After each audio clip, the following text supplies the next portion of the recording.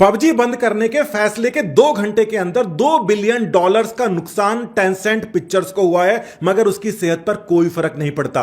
यह नुकसान चाइना की गवर्नमेंट आराम से पूरा कर लेगी। जो असली साजिश है चाइना की गवर्नमेंट की, वो इससे बहुत आगे की है और इसके लिए वो हजारों बिलियन डॉलर्स भी कुर्बान करने को तैयार है। चीन का सबसे पॉपुलर गेम के 2 वर्जन बनाए जाते हैं, एक चीन के अंदर खेलने के लिए और एक चीन के बाहर पूरे विश्व के अंदर खेलने के लिए। इसके पीछे बहुत बड़ी साजिश छुपी हुई है। 12 साल के एक बच्चे को आप भाड़े का अपराधी लूट खसोट की ट्रेनिंग देते हैं और दूसरे बच्चे को आप देश हित के अंदर देश की सेना को सपोर्ट करने की ट्रेनिंग देते हैं। आपको क्या लगता है कि फ्यूचर के अंदर जाकर कौन सा बच्चा देश के, समाज के और मानवता के काम आएगा? पबजी के 2 अलग अलग वर्जन चलते हैं। एक वर्जन जो चाइना के लिए बनाया गया है, जो देशभक्ति को बढ़ावा देता है, और एक इंडिया या बाकी वर्ल्ड के लिए बनाया गया है, जो हिंसा, स्वार्थ और व्यभिचार को बढ़ावा देता है। चाइना के अंदर वो वर्जन नहीं खेला जाता जो चाइना के बाहर खेला जाता है, क्योंकि वो वर्जन वहां के साइकोलॉजिस्ट ने प्रूव किया है कि यह समय की और दिमाग की बर्बादी करता है, हानि करता है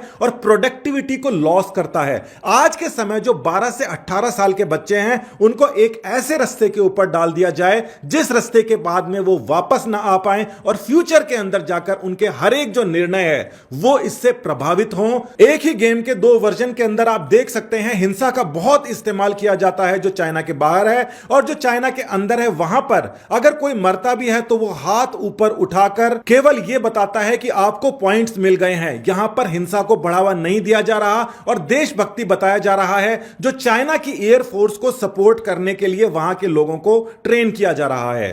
देश के जाने माने neuro psychiatrist doctor Vikram Bagadia, जो सरकारी डॉक्टर भी हैं, जो जेल के अंदर भी ड्यूटी लगती है, क्रिमिनल्स के साथ में भी उनका अच्छा इंटरेक्शन है, उनके दिमाग के ऊपर नजर रखते हैं, उनका यह कहना है कि इस समय बहुत सारे क्राइम्स जो एसोसिएटेड हैं वो वीडियो गेम की वायलेंस के साथ में देखे जा रहे हैं। ऐसे पेरेंट्स उनके पास में आ रहे हैं जो अपने बच्चे का व्यवहार के अंदर चेंज दिखाई देने की शिकायत कर रहे हैं और साथ ही के अंदर उनका व्यवहार बहुत ही आपत्तिजनक होता जा रहा है। मार्च 2019 के अंदर भी एक और रिपोर्ट पब्लिश हुई थी जिसके अंदर पबजी के ऊपर बैन लगने की बात उठाई गई थी, क्योंकि इसकी वजह से बच्चों का दिमाग काफी हद तक खराब हो रहा है और वो साइकोपैथ तक बनते जा रहे हैं। अब इस बात को समझना जरूरी हो जाता है कि केवल इंडिया के अंदर ही क्या ऐसी प्रॉब्लम आ रही है, बाहर के देशों में ऐसी प्रॉब्लम क्यों नहीं आ रही? आप देख सकते हैं कि अमेरिका के वेरिजोन में 2 घंटे का अगर डाटा आपको चाहिए तो उसके $20 तक देने पड़ते हैं। इसका मतलब महीने के करीब 45,000 रुपए तक खर्चा हो जाता है इस गेम को खेलने का, जो ज्यादातर लोग नहीं करते। सेल्यूलर डाटा इंडिया में बहुत सस्ता है, जितना उनको एक दिन में पैसा देना पड़ता है यहां पर पूरे महीने का रिचार्ज चल जाता है। इसकी वजह से यहां पर पबजी पॉपुलर हुआ, मगर सामने वाली कंपनी के ऊपर भी तो इसका भार पड़ता होगा। तो क्या उस कंपनी के ऊपर इतना भार नहीं पड़ता था जितना उसकी कमाई हो जाया करती थी? और अगर वो नुकसान में है तो वो कंपनी इतना पैसा खर्च क्यों कर रही है? अलग अलग टॉप कंपनियों के अंदर काम करने वाले 2 साइबर एक्सपर्ट्स आशीष मित्तल और मुकेश कुलहरी से बात की गई तो उन्होंने बहुत ही चौंकाने वाले खुलासे किए। जितना डाटा आप इस्तेमाल करते हैं अपने मोबाइल से, उतना ही कंपनी को सर्वर के ऊपर भी लगाना पड़ता है। हर 650 खिलाड़ियों के ऊपर एक नया सर्वर उनको लगाना पड़ता है। मोटे तौर के ऊपर एक खिलाड़ी के ऊपर दिन का ₹100 खर्च करना पड़ता है चाइना की कंपनी को, मगर यहां के 100 में से एक ही आदमी ऐसा होता है जो थोड़ा बहुत वहां पर खरीदारी करता है। तो इतना ज्यादा पैसा चाइना आखिर लगा क्यों रही है इंडिया के ऊपर, और यहां के लोगों को उससे क्या नुकसान हो रहा है? अब इस जानकारी को देखिए कि चाइना के अंदर जुआ खेलना पूरी तरीके से प्रतिबंधित है, पकड़कर जेल में डाल दिया जाता है। अब इस बात पर नजर डालिए कि चाइना में जुआ पूरी तरीके से प्रतिबंधित है और साथ ही के अंदर पबजी का हिंसक स्वरूप भी प्रतिबंधित है, मगर चीन की सरकार आखिर कर क्या रही है? मकाऊ एक छोटा सा टापू है जहां पर चाइना के द्वारा ही संचालित कैसीनो, जुआ खाने के अड्डे चलते हैं। चीनी सरकार अपने जगह पर जुआ नहीं खेलने देती, मगर अलग से टापू के ऊपर जुए खाने के अड्डे बना रखे हैं जहां पर विदेशी आकर वहां पर जुआ खेल सकते हैं। साथ ही कंबोडिया के अंदर करप्शन का बुरा हाल है, वहां पर चाइना के बहुत सारे कैसीनो खुले पड़े हैं। जो बात कंबोडिया के साथ में चाइना कर रहा है वो कल को नेपाल के साथ में होने वाली है, इसलिए नेपालियों को भी अच्छी तरीके से जान लेना चाहिए कि चीन बाहर जाकर क्या करता है, खासकर कंबोडिया जैसे जगहों में जिनके लोग और जिनके जीडीपी बिल्कुल नेपाल के क्षेत्र और और लोगों के साथ में और जीडीपी के साथ में मिलती है। अल जजीरा ने इसके ऊपर व्यापक खबर छापी है और साथ ही में कंबोडिया के बेहद चिंताजनक हालातों को सामने लाया है। उनके अनुसार वहां पर 90% तक बिजनेस के ऊपर चाइना का कब्जा हो चुका है और एक प्रकार से ये अमेरिका के लास वेगास की तरीके से एक जगह बनने वाली है, जहां पर जुए खाने के अड्डे होते हैं, वहां पर अलग अलग प्रकार के क्राइम होते हैं, ड्रग्स होते हैं, वहां की जो बहन बेटियां होती हैं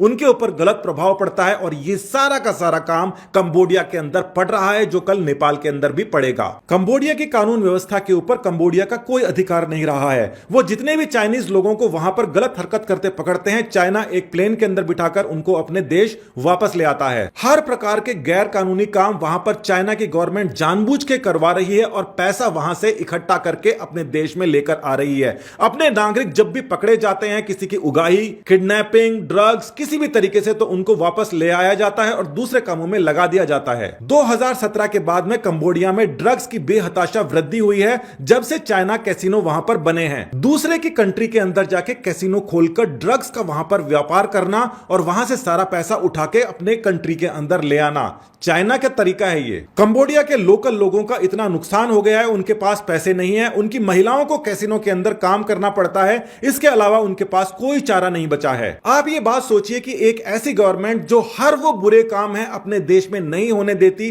वो दूसरे देश के अंदर जाके कर रही है, उसी के अंदर पबजी भी शामिल है। एक उसका फायदा उठाने के लिए, देशभक्ति जगाने के लिए, अपने बच्चों को राष्ट्र निर्माण की दिशा के अंदर ले जाने के लिए, और दूसरा हिंसा, व्यभिचार, स्वार्थ, डकैती और एंटी सोशल बनने की अभी से उनको ट्रेनिंग दी जाने लगी। हमारे देश का वर्तमान वो है जो इस समय यहां पर बैठे लोग कर रहे हैं, सरकारें कर रही हैं, मगर भविष्य 12 से 25 साल के युवा हैं जो आने वाले समय में डिसाइड करेंगे कि हम चाइना से आगे जाएंगे या चाइना से पीछे रह जाएंगे।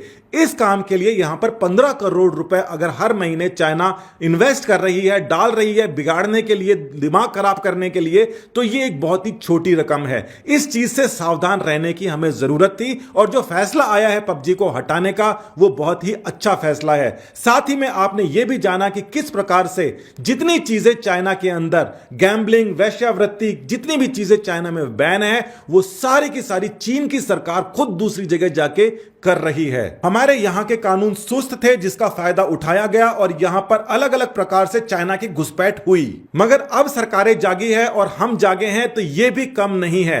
आने वाले समय में चाइना से आगे निकलना है, यह काम सरकारें अकेली नहीं कर सकती। 12 से 25 साल के जो बच्चे हैं वो देश का भविष्य हैं, उनको डिसाइड करना है कि हम देश से आगे निकलेंगे, चाइना से आगे निकलेंगे या हम पीछे रह जाएंगे। यह बहुत बड़ी रिस्पॉन्सिबिलिटी है जो आज के युवाओं के लिए बहुत जरूरी है इसको उठाना। बहुत बहुत धन्यवाद। जय हिंद।